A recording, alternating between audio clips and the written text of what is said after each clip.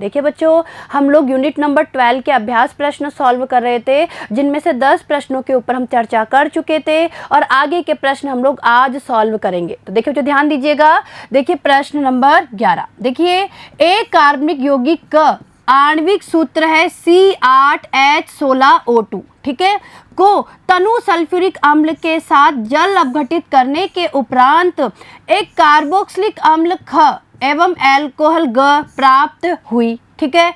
ग को क्रोमिक अम्ल के साथ ऑक्सीकृत करने पर ख उत्पन्न होता है।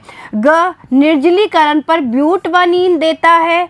अभिक्रियाओं में प्रयुक्त होने वाली सभी रासायनिक समीकरणों को लिखिए। तो देखिए बच्चों, सबसे पहले प्रश्न को समझने की कोशिश कीजिए। देखिए प्रश्न ये बोल रहा है कि एक कार्बनिक यौगिक है, देखिए कार्बनिक यौगिक है जिसका आणविक सूत्र है C8H16O2, ठीक है। यानी एक कार्बनिक यौगिक का ये क्या है, अणु सूत्र है, यानी आणविक सूत्र है। हम अणु सूत्र भी बोल सकते हैं या आणविक सूत्र भी बोल सकते हैं, ठीक है। और ये जो कार्बनिक यौगिक है इसे माना है क, क्या माना है इसको, क। और देखिए इस कार्बनिक यौगिक का तनु सल्फ्यूरिक अम्ल के साथ, देखिए ध्यान दीजिएगा, तनु सल्फ्यूरिक अम्ल यानी तनु H2SO4 के साथ जब इसका जल अपघटन करते हैं तो देखिए एक तो प्राप्त होता है ख और ग। देखिए बच्चों ध्यान दीजिएगा, यहाँ पे ख क्या है, ख एक कार्बोक्सिलिक अम्ल है और देखिए ग क्या है, ग एक एल्कोहल है। क्लियर है। अब आगे देखिए, ये जो ग है इसको अगर क्रोमिक अम्ल के साथ हम ऑक्सीकृत करते हैं, देखिए इस ग का अगर क्रोमिक अम्ल के द्वारा, देखिए जो समझने की कोशिश करिए, इस ग का अगर क्रोमिक अम्ल के द्वारा ऑक्सीकरण करते हैं तो क्या प्राप्त होता है, ख प्राप्त होता है, ठीक है। और इसी तरीके से अगर इस ग का निर्जलीकरण किया जाता है, देखिए इसका निर्जलीकरण किया जाता है तो हमें प्राप्त होती है ब्यूटवानीन। क्लियर है। तो अब हमें ये बताना है कि क क्या है, ख क्या है, ग क्या है, यानी पहले तो हमें इन तीनों के बारे में बताना है। इसके साथ ही साथ इसमें प्रयुक्त होने वाली सभी रासायनिक समीकरणों को भी हमें लिखना है। क्लियर है। अब देखिए बच्चों, देखिए आंसर देखिए बच्चों, क समझने की कोशिश करिए, क यानी C8H16O2, क कोई कार्बनिक यौगिक है, ठीक है।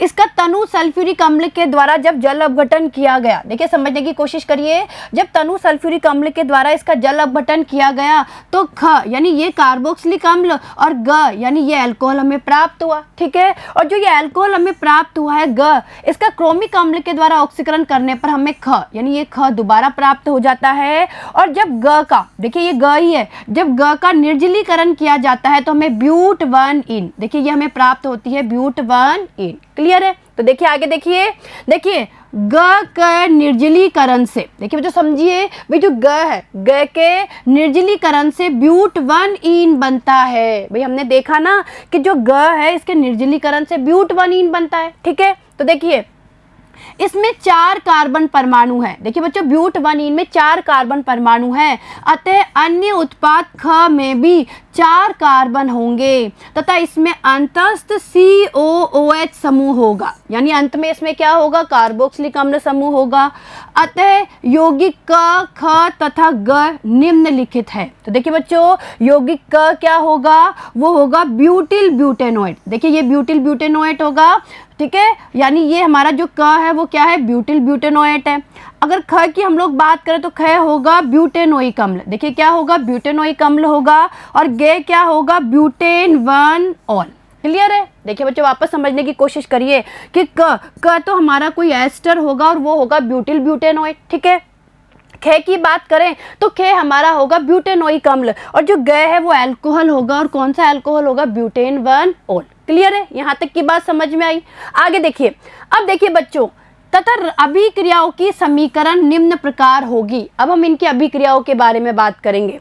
तो देखिए आपको ये क, ख, ग ये तीनों तो समझ में आ ही गए हैं, भाई क क्या होगा, ख क्या होगा, ग क्या होगा। अब किस तरीके से अभिक्रियाएं होगी उसके बारे में हम बात करेंगे। तो देखिए बच्चों ध्यान दीजिए, देखिए ये हमारा है क यानी ब्यूटिल ब्यूटेनोएट है, ठीक है। इस ब्यूटिल ब्यूटेनोएट का हमने तनु सल्फ्यूरिक अम्ल की उपस्थिति में जब जल अपघटन किया तो एक तो हमें ख यानी ब्यूटेनोइक अम्ल प्राप्त हुआ और ग का मतलब है हमें ब्यूटेन 1 ऑल प्राप्त हुई। क्लियर है। और जो ये ब्यूटेन 1 ऑल है, अगर इसका निर्जलीकरण किया गया तो हमें ब्यूट 1 इन, ये देखिए हमें क्या प्राप्त हुई, ब्यूट 1 इन प्राप्त हुई। और देखिए इस ग का, ग यानी ब्यूटेन 1 ऑल का अगर हम क्रोमिक अम्ल के द्वारा ऑक्सीकरण करते हैं तो हमें दोबारा ख यानी ब्यूटेनोइक अम्ल हमें दोबारा प्राप्त हो जाता है। क्लियर है, तो समझ में आया आपको ये वाला प्रश्न। चलिए आगे देखिए। अब देखिए प्रश्न नंबर 12, निम्नलिखित यौगिकों को उनसे संबंधित यानी कोष्ठकों में दिए गए गुण धर्मों के बढ़ते क्रम में व्यवस्थित कीजिए। तो देखिए जो ध्यान दीजिए, पहला देखिए एसिटल्डिहाइड, एसीटोन, डाई तृतीयक ब्यूटिल कीटोन और मैथिल तृतीयक ब्यूटिल कीटोन। ठीक है, ये हमें दिए हुए हैं और इन्हें HCN के प्रति अभिक्रियाशीलता के क्रम में हमें व्यवस्थित करना है। यानी कहने का मतलब है गुण धर्मों के बढ़ते क्रम में, यानी बढ़ते क्रम में व्यवस्थित करना है।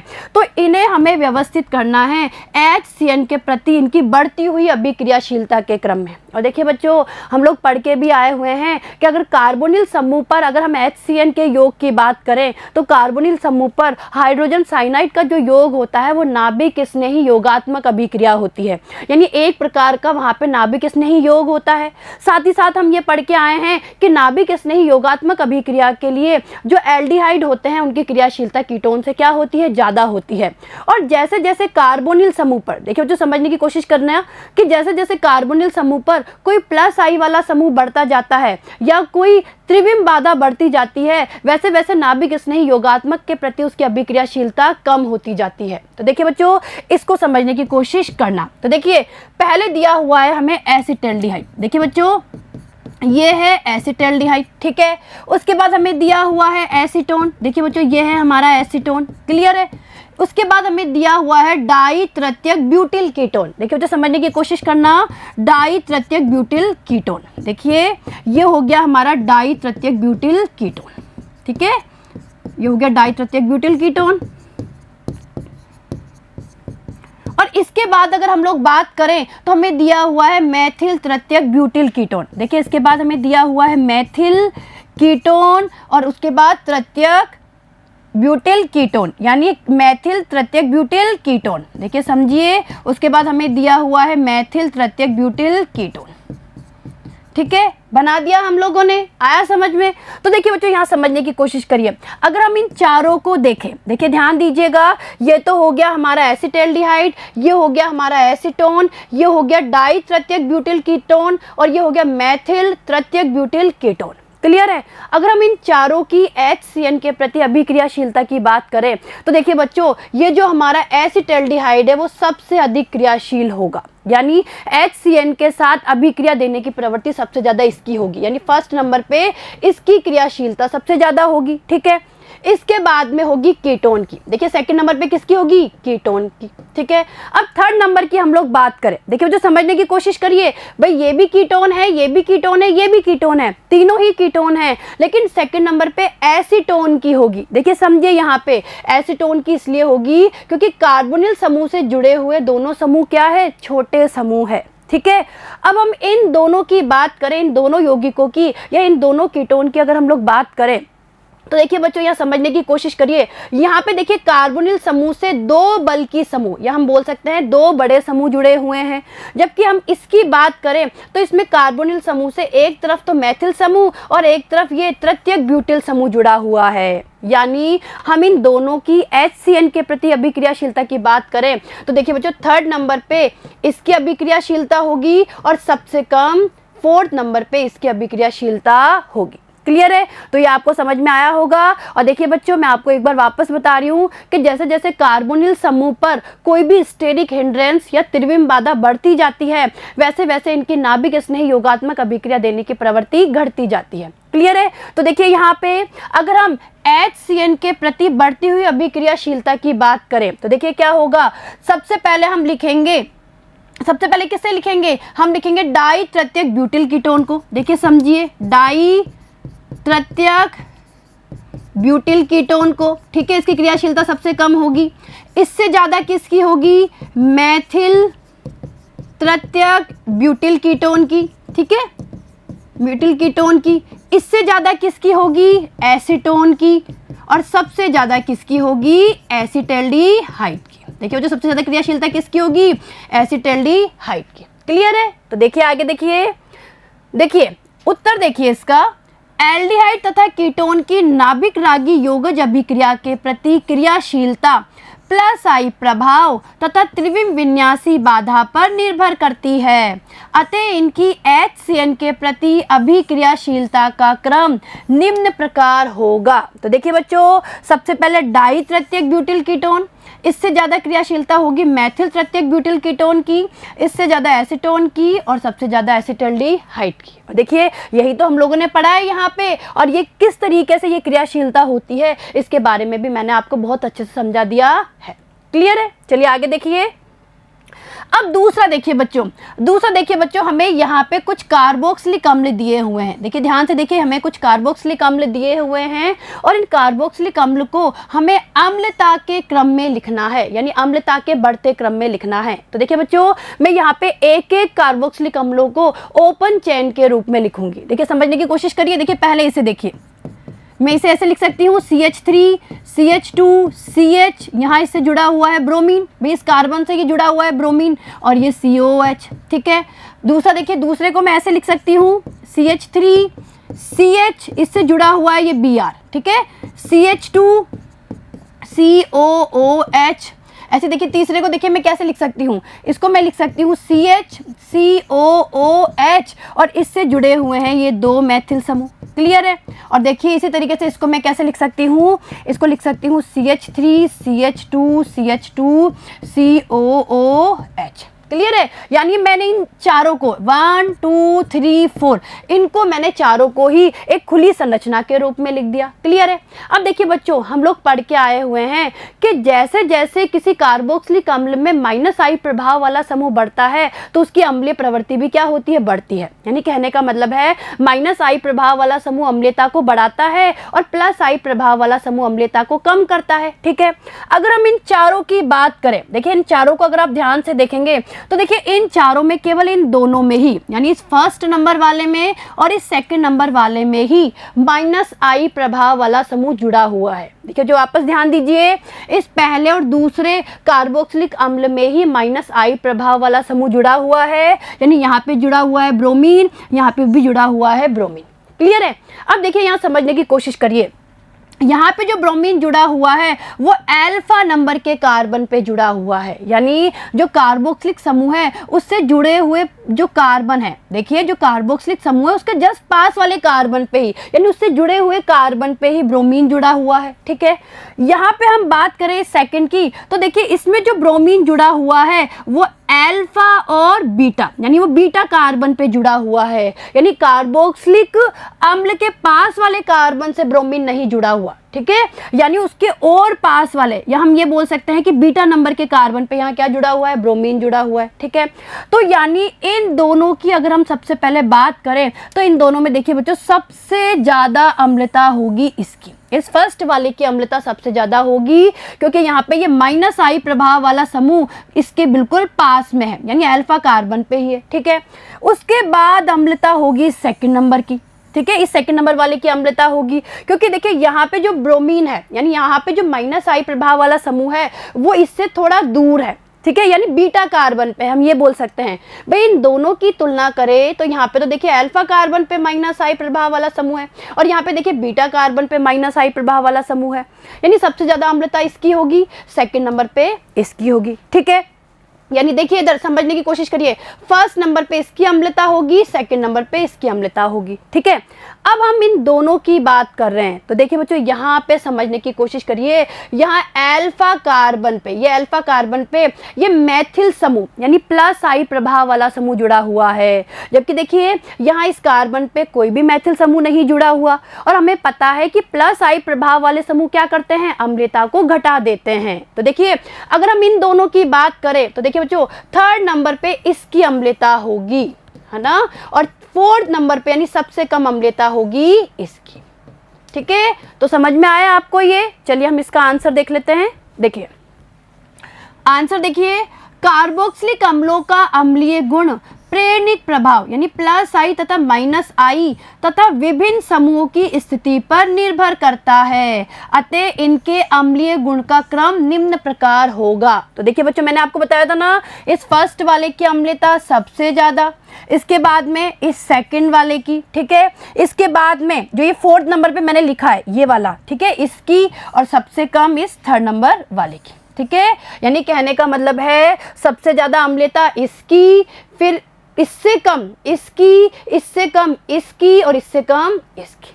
क्लियर है? आया समझ में आपको ये अच्छे से? चलिए आगे देखिए। अब देखिए तीसरा, देखिए बेंजोइक अम्ल, 4 नाइट्रोबेंजोइक अम्ल, 3,4 डाई नाइट्रोबेंजोइक अम्ल और 4 मेथोक्सीबेंजोइक अम्ल, ठीक है।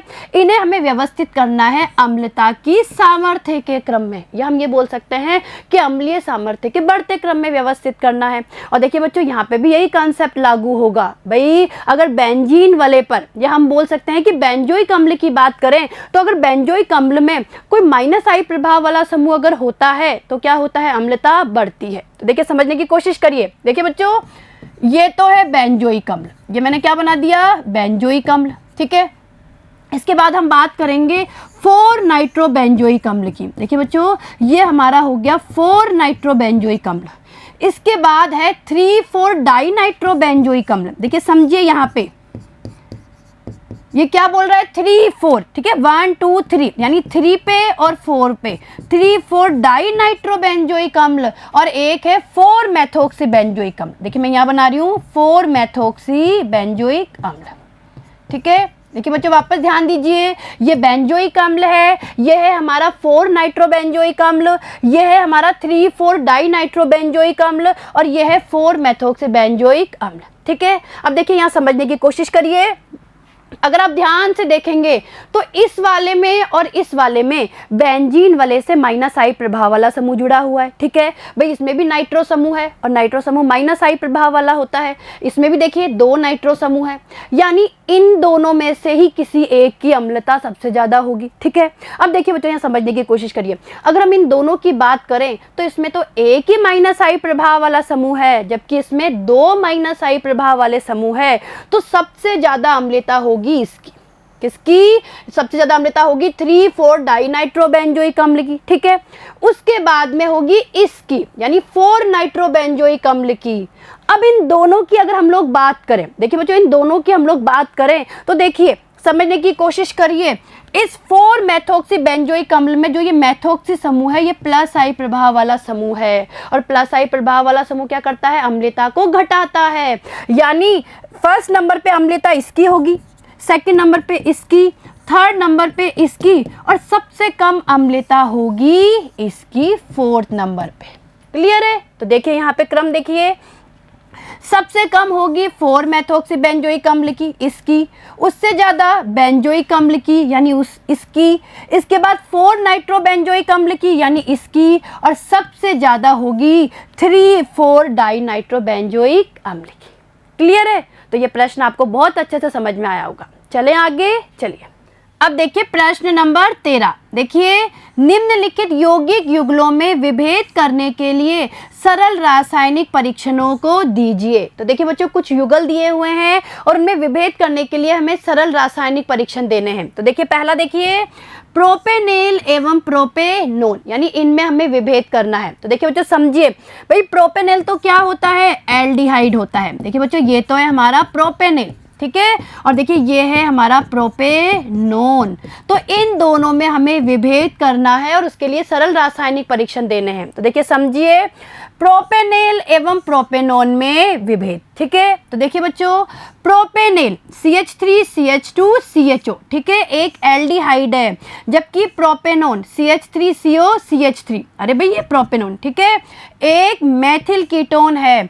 इनमें निम्न परीक्षणों द्वारा विभेद किया जा सकता है। तो देखिए आगे, पहला देखिए आयोडोफॉर्म परीक्षण। देखिए सबसे पहले हम आयोडोफॉर्म परीक्षण से इनमें विभेद करेंगे। जलीय NaOH तथा I2 के साथ गर्म करने पर प्रोपेनेल में कोई क्रिया नहीं होती। देखिए जो समझिए, जो ये प्रोपेनेल होता है ना, ये आयोडोफॉर्म परीक्षण नहीं देता है, जबकि जो प्रोपेनॉन है ये आयोडोफॉर्म परीक्षण देता है। यानी कहने का मतलब है कि जलीय NaOH तथा आयोडीन के साथ गर्म करने पर प्रोपेनेल में कोई क्रिया नहीं होती है, जबकि प्रोपेनॉन द्वारा आयोडोफॉर्म बनने के कारण पीला अवक्षेप आता है। तो देखिए अभिक्रिया को समझने की कोशिश करिए।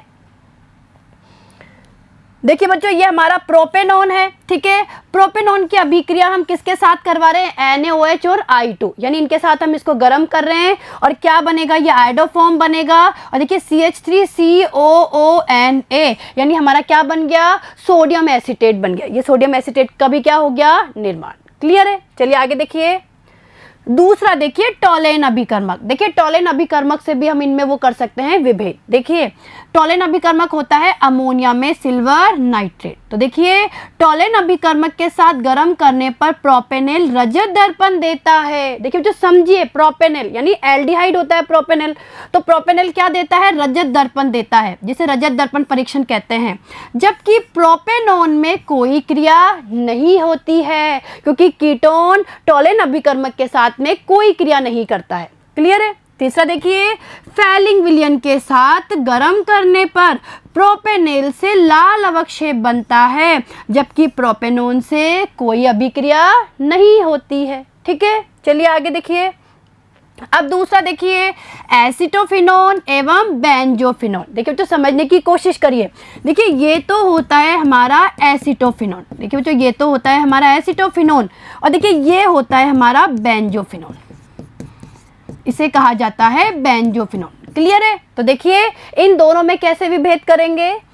एसिटोफिनोन यानी CH3COC6H5 एक मैथिल कीटोन है, अतः यह आयोडोफॉर्म परीक्षण देता है। जबकि बेंजोफिनोन, देखिए ये बेंजोफिनोन है, वो यह परीक्षण नहीं देता। क्लियर है? चलिए आगे देखिए। देखिए अभिक्रिया देखिए बच्चों, जो एसिटोफिनोन है, देखिए एसिटोफिनोन मैथिल कीटोन होता है, ये हमारा एसिटोफिनोन है। ठीक है, इसकी अभिक्रिया हम NaOH और I2 के साथ करवा रहे हैं, यानी NaOH और I2 के साथ इसको गर्म कर रहे हैं, या हम ये बोल सकते हैं कि सोडियम हाइपोआयोडाइड के साथ इसकी अभिक्रिया करवा रहे हैं। ठीक है, क्या होगा? एक तो बनेगा सोडियम बेंजोएट, बन गया ये, और आयोडोफॉर्म बनेगा, यानी आयोडोफॉर्म का पीला अवक्षेप हमें प्राप्त होगा। तो हमने देखा कि जो एसिटोफिनोन है वो आयोडोफॉर्म परीक्षण देता है, और देखिए साथ में और क्या बनेगी? NaOH। ठीक है, तो हमने कर लिया इनमें विभेद। आगे देखिए। तीसरा देखिए, फिनोल एवं बेंजोइक अम्ल। देखिए बच्चों फिनोल एवं बेंजोइक अम्ल में हम कैसे विभेद करेंगे। तो देखिए फिनोल एवं बेंजोइक अम्ल में विभेद। देखिए बच्चों, फिनोल NaHCO3 विलयन के साथ कोई क्रिया नहीं करता, जबकि बेंजोइक अम्ल NaHCO3 विलयन के साथ क्रिया करके CO2 गैस देता है। तो देखिए अभिक्रिया को देखिए। देखिए बच्चों ये हमारा बेंजोइक अम्ल है, बेंजोइक अम्ल की अभिक्रिया जब NaHCO3 के साथ करवाई जाती है तो देखिए हमारा ये सोडियम बेंजोएट बन गया, साथ में CO2 गैस बाहर निकलती है और H2O का निर्माण होता है। क्लियर है? आगे देखिए दूसरा देखिए, उदासीन FeCl3 विलयन के साथ फिनोल बैंगनी रंग देता है, जबकि बेंजोइक अम्ल के साथ इसकी कोई क्रिया नहीं होती है। ठीक है, चलिए आगे। चौथा देखिए, बेंजोइक अम्ल एवं एथिल बेंजोएट में विभेद। देखिए बच्चों समझिए, बेंजोइक अम्ल एवं एथिल बेंजोएट में विभेद। देखिए बेंजोइक अम्ल, देखिए ये बेंजोइक अम्ल है। देखिए बच्चों बेंजोइक अम्ल को हम ऐसे भी बना सकते हैं, ये होता है बेंजोइक अम्ल। ठीक है, तो देखिए बेंजोइक अम्ल अम्लीय है, अतः यह नीले लिटमस को लाल करता है, जबकि एथिल बेंजोएट, देखिए बच्चों ये एथिल बेंजोएट है, तो एथिल बेंजोएट एक एस्टर है, अतः यह नीले लिटमस से कोई क्रिया नहीं करता। ठीक है, आगे देखिए दूसरा देखिए, बेंजोइक अम्ल NaHCO3 विलयन के साथ क्रिया करके CO2 गैस की बुदबुदाहट देता है, जबकि एथिल बेंजोएट की NaHCO3 विलयन के साथ कोई भी क्रिया नहीं होती है। तो देखिए आगे, अभिक्रिया देखिए ये बेंजोइक अम्ल है और देखिए बेंजोइक अम्ल की अभिक्रिया, इस बेंजोइक अम्ल की अभिक्रिया NaHCO3 के साथ करवाते हैं तो सोडियम बेंजोएट बनता है और साथ में CO2 गैस भी निकलती है। क्लियर है? चलिए आगे। अब पांचवा देखिए पेंटेन 2 ओन एवं पेंटेन 3 ओन, इनमें हमें विभेद करना है। देखिए बच्चों पेंटेन 2 ओन एवं पेंटेन 3 ओन में विभेद, तो देखिए पेंटेन 2 ओन, देखिए बच्चों ये तो होता है हमारा पेंटेन 2 ओन, ठीक है, तो ये एक मेथिल कीटोन है, अतः यह आयोडोफॉर्म परीक्षण देता है। ये क्या देता है? आयोडोफॉर्म परीक्षण।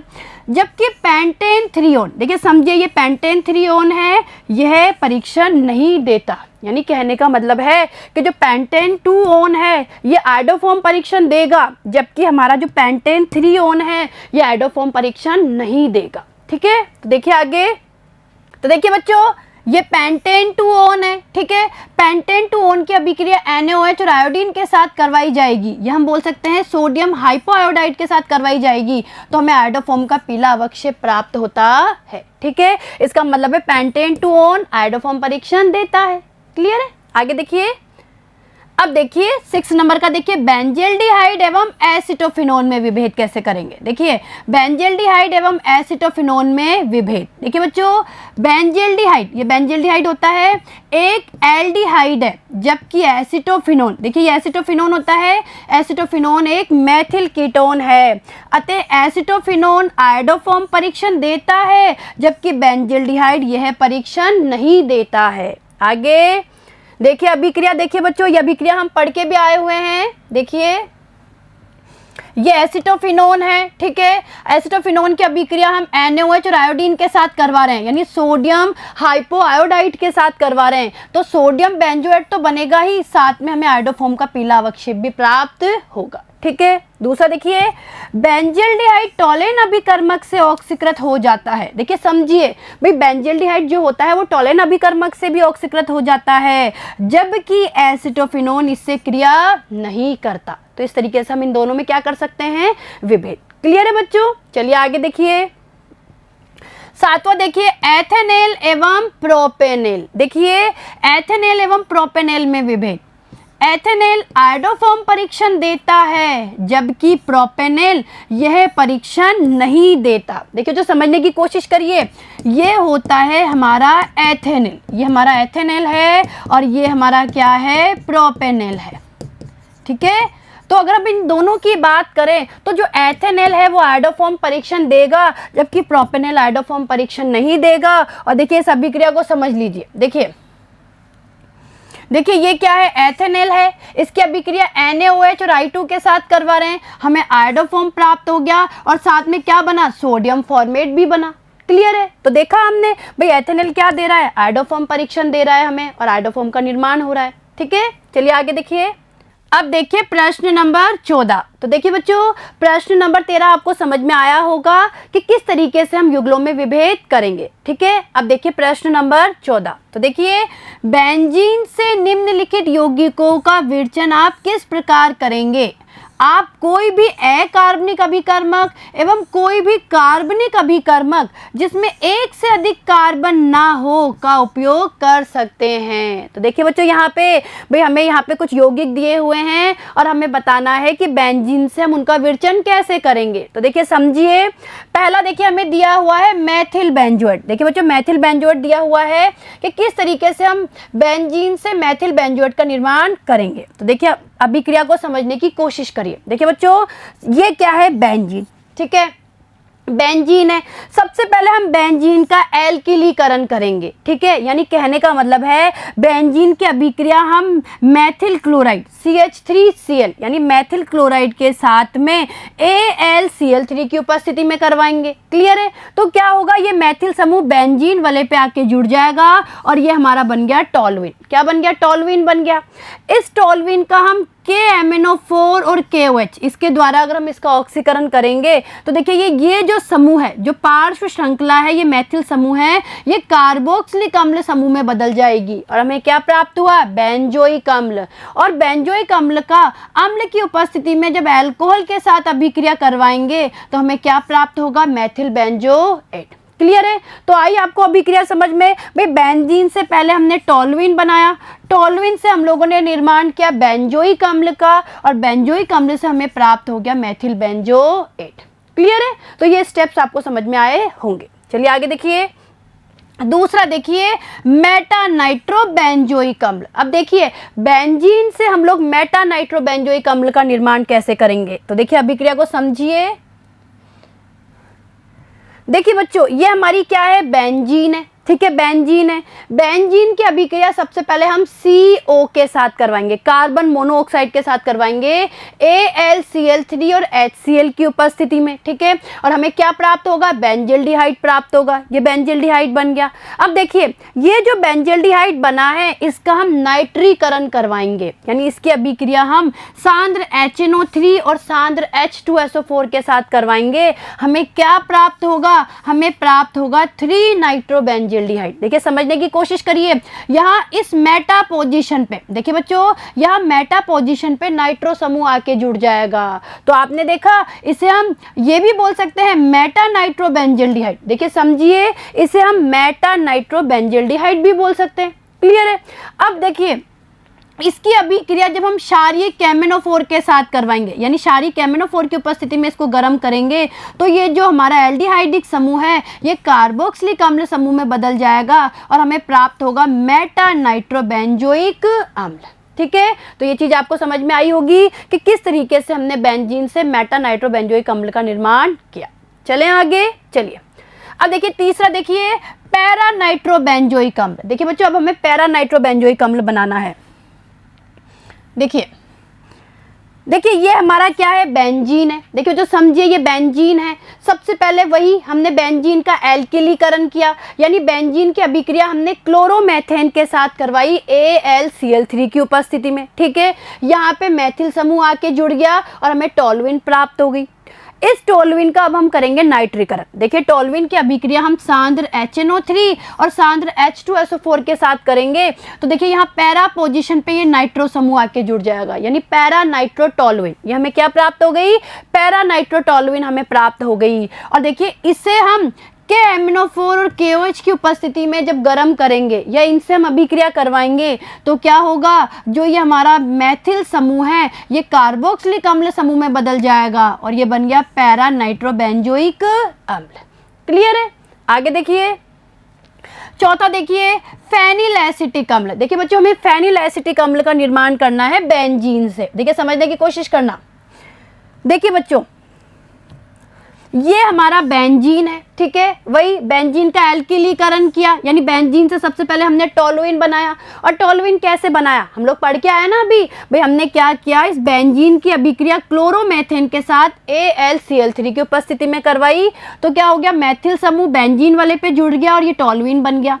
इस टोलुइन का हमने क्लोरीनीकरण करवाया, यानी प्रकाश की उपस्थिति में क्लोरीन के साथ अभिक्रिया करवाई। तो देखिए यहाँ से एक हाइड्रोजन हट जाएगा और उसकी जगह क्लोरीन आके जुड़ जाएगी, जुड़ गई।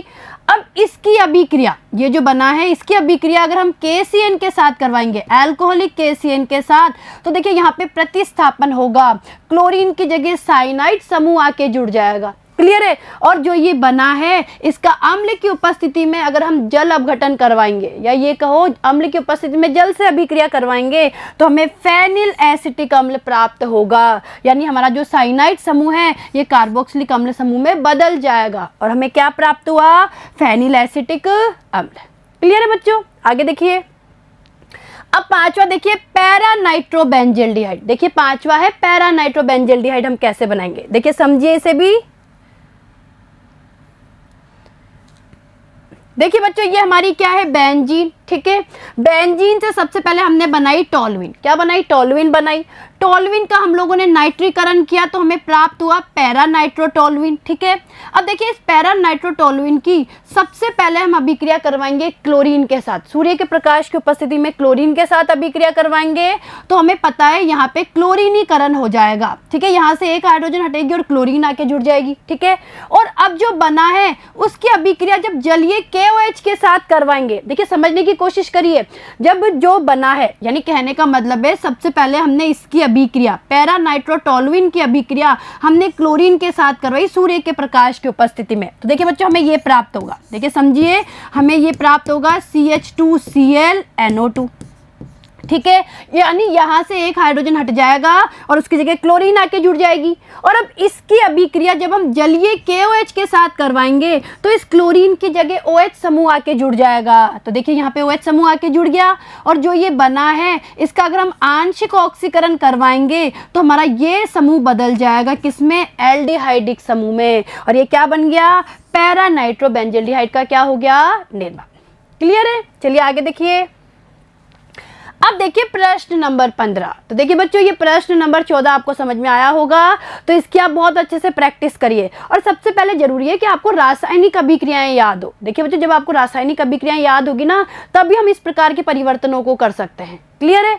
तो देखिए आप प्रश्न नंबर 15 देखिए, आप निम्नलिखित रूपांतरणों को अधिकतम 2 चरणों में किस प्रकार से संपन्न करेंगे। अब देखिए बच्चों समझिए, यानी यहाँ पे कुछ रूपांतरण हमें करने हैं और ये बताना है कि 2 चरणों में, अधिकतम 2 चरणों में हम इन रूपांतरणों को कैसे करेंगे। तो देखिए पहला देखिए प्रोपेनोन से प्रोपीन, प्रोपेनोन से प्रोपीन बनाना है। देखिए बच्चों अभिक्रिया को समझने की कोशिश कीजिएगा।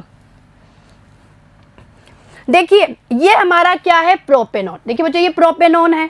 सबसे पहले प्रोपेनॉन का हम अपचयन करवाएंगे तो हमें प्राप्त होगा 2 डिग्री अल्कोहल। 2 डिग्री अल्कोहल प्राप्त हो गया, या हम बोल सकते हैं हमें प्रोपेन 2-ओल। देखिए ये हमें क्या प्राप्त हुआ है, प्रोपेन 2-ओल हमें प्राप्त हुआ है। क्लियर है? यहाँ तक का समझ में आया? आगे देखिए, अब इस प्रोपेन 2-ओल की हम 443 केल्विन ताप पर सांद्र H2SO4 के साथ अभिक्रिया करवाएंगे तो इसका निर्जलीकरण हो जाएगा। इस कार्बन से OH और इस कार्बन से H बाहर निकल जाएगी और ये क्या बन गई, प्रोपीन बन गई और जल का अणु बाहर निकल गया। क्लियर है? तो आपको समझ में आया ये 2 स्टेप्स। भाई पहले स्टेप में तो क्या हुआ, हमारे इस एल्कोहल का निर्माण हुआ और दूसरे स्टेप में एल्कोहल से इस एल्कीन यानी प्रोपीन का निर्माण हुआ। ठीक है? तो देखिए कितना आसान परिवर्तन था। आगे देखिए, अब दूसरा देखिए बच्चों, बेंजोइक अम्ल से बेंजेल्डिहाइड। क्लियर है? तो देखिए बच्चों समझने की कोशिश करना। देखिए ये हमारा क्या है, बेंजोइक अम्ल है। ठीक है? बेंजोइक अम्ल की अभिक्रिया सबसे पहले हमने PCl5 के साथ करवाई। ठीक है? तो हमें क्या प्राप्त हो गया, बेंजोल क्लोराइड। ये बेंजोल क्लोराइड प्राप्त हो गया और इस बेंजोल क्लोराइड का देखिए हम लोग अपचयन कर रहे हैं, पैलेडियम और BaSO4। देखिए इसकी उपस्थिति में जब हम इसका अपचयन करेंगे इसे कहा जाता है रोजेनमुंड अपचयन। देखिए बच्चों समझने की कोशिश करना, इसे रोजेनमुंड अपचयन कहा जाता है और हमें क्या प्राप्त होगा, बेंजेल्डिहाइड, यानी यहाँ पे हमारे एल्डिहाइड समूह का निर्माण हो जाएगा। क्लियर है? तो आया समझ में कि बेंजोइक अम्ल से बेंजेल्डिहाइड कैसे बनता है। ठीक है बच्चों, आगे देखिए। तीसरा देखिए, एथेनॉल से 3 हाइड्रोक्सी ब्यूटेनेल। तो देखिए बच्चों इसे भी अच्छे से समझने की कोशिश करना। देखिए ये हमारा एथेनॉल है। ठीक है? एथेनॉल का हमने आंशिक ऑक्सीकरण किया तो एथेनॉल हमारा बदल गया किसमें, एथेनेल में। ये एथेनेल बन गया और इस एथेनेल का हमने एल्डोल संघनन किया, यानी तनु NOH की उपस्थिति में जब इसका एल्डोल संघनन किया तो देखिए इसके 2 अणु आपस में जुड़ जाएंगे, यानी 2 अणु आपस में संघनित हो जाएंगे और क्या बनेगा, 3 हाइड्रोक्सी ब्यूटेनेल का क्या हो जाएगा, निर्माण। क्लियर है? चलिए आगे देखिए। अब देखिए चौथा देखिए, बेंजीन से मेटा नाइट्रोएसिटोफिनोन बनाना है। तो देखिए बच्चों, देखिए ये क्या है, बेंजीन है। ठीक है? बेंजीन की अभिक्रिया हम लोगों ने एसिटिल क्लोराइड के साथ करवाई AlCl3 की उपस्थिति में। सबसे पहले हमें क्या प्राप्त हुआ, एसिटोफिनोन प्राप्त हो गया। ठीक है? इस एसिटोफिनोन का हम लोगों ने नाइट्रीकरण किया, यानी इसकी अभिक्रिया सांद्र HNO3 और सांद्र H2SO4 के साथ करवाई तो मेटा पोजीशन पे नाइट्रीकरण हो गया, यानी हमें क्या प्राप्त हुआ, मेटा नाइट्रोएसिटोफिनोन। क्लियर है? चलिए आगे देखिए। पांचवा देखिए, बेंजेल्डिहाइड से बेंजोफिनोन। बेंजेल्डिहाइड से हम बेंजोफिनोन कैसे बनाएंगे। देखिए बच्चों, देखिए ये हमारा क्या है, बेंजेल्डिहाइड है। सबसे पहले हम क्या करेंगे, बेंजल्डिहाइड की अभिक्रिया सूर्य के प्रकाश की उपस्थिति में क्लोरीन से करवाएंगे। तो हमें क्या प्राप्त हो गया, बेंजोइल क्लोराइड हमें प्राप्त हो गया। और इस बेंजोइल क्लोराइड की अभिक्रिया हम बेंजीन के साथ करवाएंगे AlCl3 की उपस्थिति में। यानी कहने का मतलब है इस बेंजोइल क्लोराइड को हम AlCl3 की उपस्थिति में बेंजीन के साथ गर्म करेंगे और देखिए क्या प्राप्त हो जाएगा हमें, इस तरीके से बेंजोफिनोन हमें प्राप्त हो जाएगी। ठीक है, आगे देखिए। अब देखिए छठा, देखिए बच्चों, ब्रोमोबेंजीन से 1 फेनिल एथेनॉल। तो देखिए समझने की कोशिश करना इसे भी।